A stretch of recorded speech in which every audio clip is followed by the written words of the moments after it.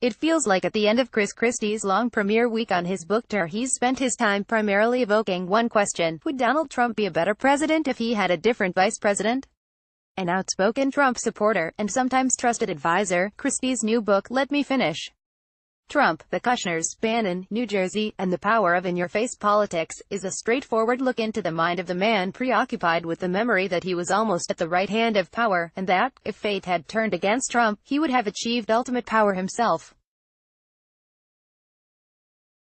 It was Christie's bad luck that Trump's son-in-law is Jared Kushner, whose father was prosecuted by Christie when the latter was U.S. attorney. Along with campaign chairman Paul Manafort, Kushner intervened to push Trump in the direction of a different Republican governor, soft-spoken Bible belter Mike Pence. That wasn't the only time that Christie was nearly one of the people shaping Trump world, but it is the most intriguing one. The vice president is the one person that Trump can't fire. Unless the commander-in-chief breaks the law, is incapacitated or dies, the vice president gets to remain in office through the remainder of the president's term. A second-term president will be stuck with that person until the bitter end. A first-term president may be able to dump their unwanted number two, but the last time that came close to happening was 40 years ago, when Gerald Ford swapped Nelson Rockefeller for Bob Dole in the 1976 election. This endows the vice president with considerable real power through the duration of the president's term, in addition to the even greater potential power implicit in the fact of being literally one heartbeat away from ultimate power. How would Christie have been different than Pence? You can read his answers below, both in terms of the vice presidency and other positions he nearly held for Trump. My sense is that, assuming the Bridgegate scandal didn't sink Trump's candidacy, and Pence has his own sketchy past, a Trump-Christie ticket could have won. In terms of policy, Christie probably would have played the same role as Pence, keeping the president on good terms with mainstream conservatives and doing his best to not let anyone think that he's the power behind the throne. This transcript has been lightly edited for length and clarity. I would like to start by telling you a bit of a personal story. My father was a lifelong Democrat and began his conversion to Republicanism as a result of your governorship. The way he put it to me is that, and this is a quote, he may have been the only educator in New Jersey, and certainly the only superintendent of schools in New Jersey, who felt that you were an excellent governor. This actually is a personal story for me in the sense that, in an indirect way, you helped me learn to be more open-minded to political views that differ from my own. I would like to take that lesson and extend it a little bit. America is right now driven by hyperpartisanship. I was wondering what you, as somebody who got a lot done in New Jersey because you were able to work with Democrats, what message would you have for both parties in terms of dealing with hyperpartisanship? That it doesn't work, and that elections have consequences, and that people are sending a message with their vote. This past fall, when the American people established the Democratic majority in the House, they were sending a message. That message was that they wanted the two parties to work together and to make sure that they listened to each other, and consider each other's ideas and proposals. As you noted, I worked for 8 years, every day for 8 years, with a Democratic legislature. And not a slim majority, a substantial majority in both houses. What it taught me was that I had to always have the other person walk away from any negotiation, feeling as if they got something of what they wanted. Every negotiation can't be a test of manhood. Every negotiation can't be a beatdown. Because if it is, in politics, those folks lay in the weeds and wait for you, and then you're not going to be able to get things done. What I say to all the folks in Congress now and the White House is, you've got to figure out a way to sit down with each other and listen to each other. Really listen to each other and have a mindset of how to get to yes, to get to a deal. I did that for 8 years in New Jersey. I think it served New Jersey really well. It's the same thing now. Our country needs that type of approach. How do you balance that with what you described as the in-your-face style of politics? Because some might say that there is a contradiction between those two approaches. How do you strike that balance? Well, the in-your-face style of politics has to be used to try to engage in negotiation.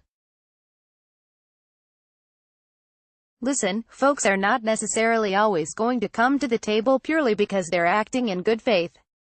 Sometimes you need to push them to the table. Sometimes you need to move public opinion to push people to the table. And that style of politics, 1, is authentic and candid with people so they know exactly what your priorities are and where you stand. But also, it's really important because sometimes you need to motivate people to get them to the table, but you use that style to motivate negotiation, not capitulation. That's what I always did, was to try to move people so that they would feel like, okay, wow, we really do need to sit down and try to resolve this. That's the way they use that type of political style, in order to bring consensus in a divided government. Do you feel that Donald Trump has been using that style for that way, or do you think that he has been less effective? The proof is in the shutdown. You know, he was less effective. Now he's got 3 weeks to figure out how to devise an approach that's more effective, because people rightfully believe that when government is closed down, government has failed. So you try to do everything you can to avoid that, while still being able to achieve your objectives through other leverage you can get for yourself. Now, I'd like to segue from this to the fact that Donald Trump nearly picked you instead of Mike Pence to be his vice presidential running mate and, ergo, his vice president. If a future historian were to look back at this period and ask himself or herself, how would things be different if Chris Christie had been Trump's vice president instead of Mike Pence, what do you think the answer to that question would be? Immediately historians would go through the easy analysis, which is that Mike and I are very different personalities. Mike is a reserved, quiet, Midwesterner. I'm a brash and loud Northeasterner, and so my advice to the president might not be in some respects substantively different than the advice Mike gives to the president, because we are both Republicans and believe generally in the orthodoxy of our party. Certainly, the way the advice is delivered would be different and much sharper if I were the vice president, just because of the nature of my personality, and you don't know until you actually go through it how the president would react to that, whether that would be positive or negative. But it would certainly be different. One thing is, he couldn't fire you. He can fire anyone else in his cabinet, any other advisor. He can't just fire his vice president. Very true, Matthew, very true. Do you think that might have changed your approach because you would be in the position where you could tell him things that he doesn't want to hear and he can't just get rid of you? That's the obligation of the vice presidents to do, for that very reason. That you need to be completely candid with your president, because, unfortunately, many times there's no one else who can be. Vice president really does have a special obligation to do that. Certainly, if I were vice president, that's the way I would conduct myself. I'm thinking about Gerald Ford's vice presidency, and I read a biography of him which discussed how, because there were so many scandals surrounding Richard Nixon, Ford was concerned that if he was too critical of Nixon, either in private or in person, it would look like he was bucking for the throne, so to speak. Right, yes. I guess this is a two-part question. Do you think Pence has done a good job of providing criticism where it needs to be without seeming like he's angling for Trump's job, but at the same time has he also been able to say what needs to be said even while he avoids seeming like he's going too far? Listen, the vice president has a subtle, quiet personality. It doesn't mean that he's not aggressive. He is, in my experience, quite aggressive in pushing for the things that he believes in.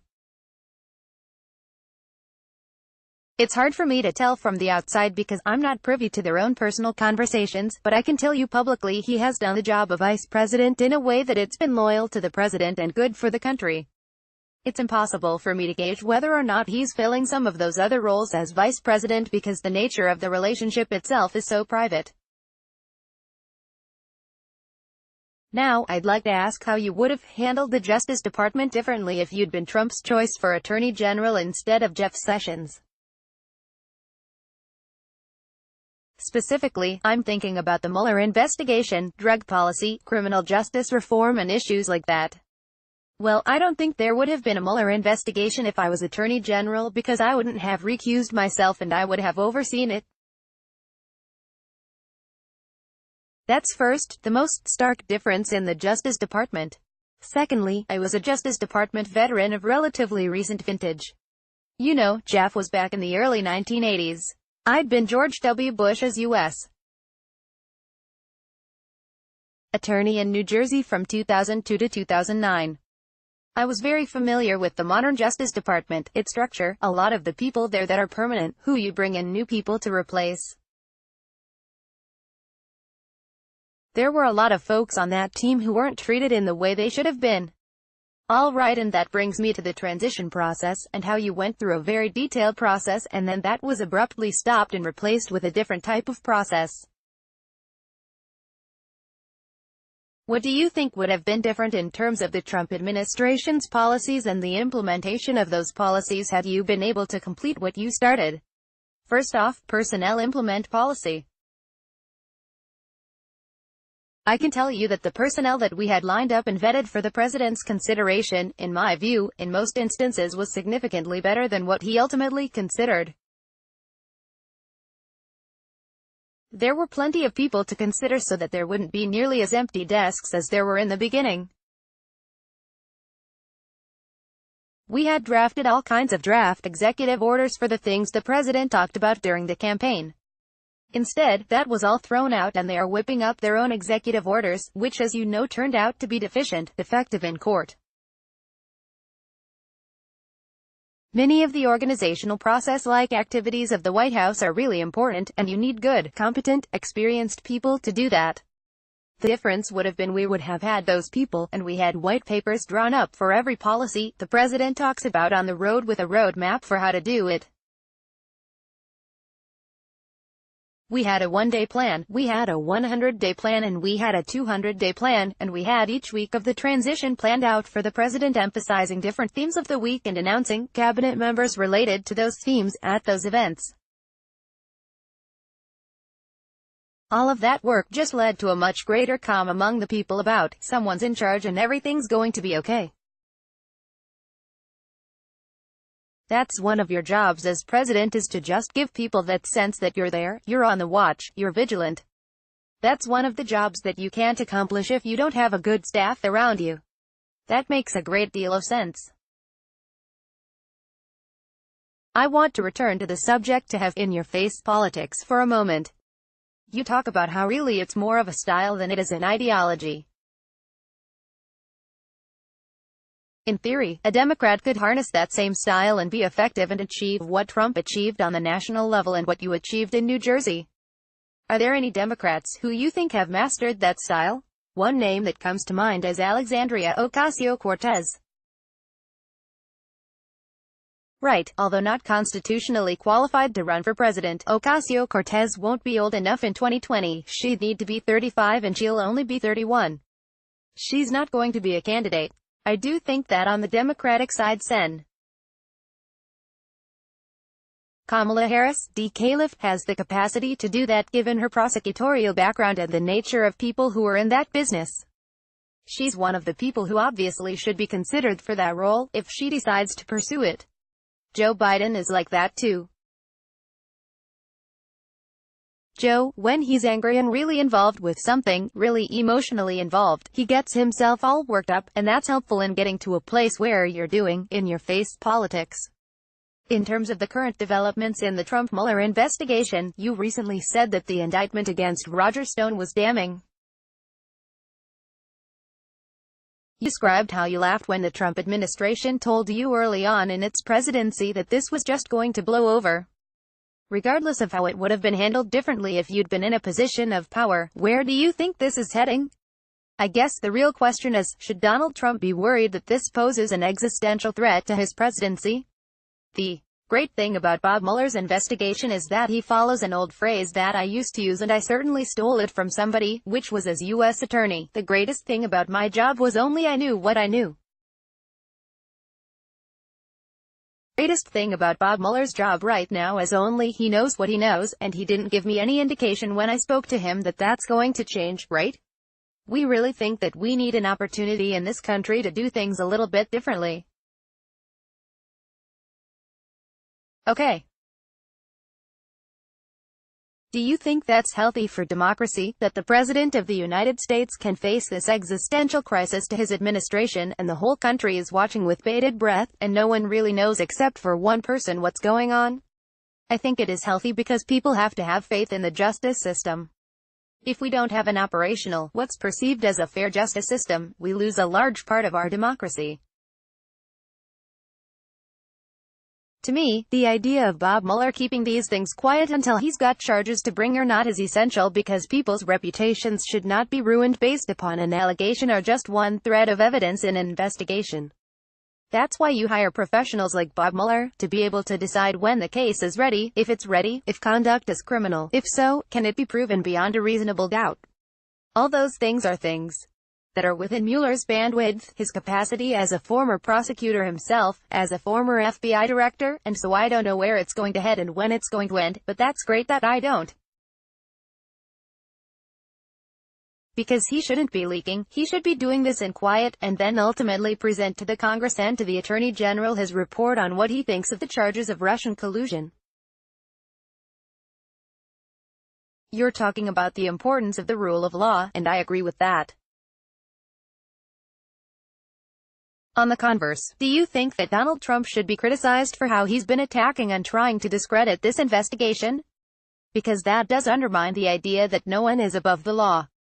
One of the things that I've said to the president right from the beginning is that there was no way for him to make this investigation shorter, but there were lots of ways for him to make it longer. By continuing to speak out publicly about it, criticize it, tweet about it, they just make it longer.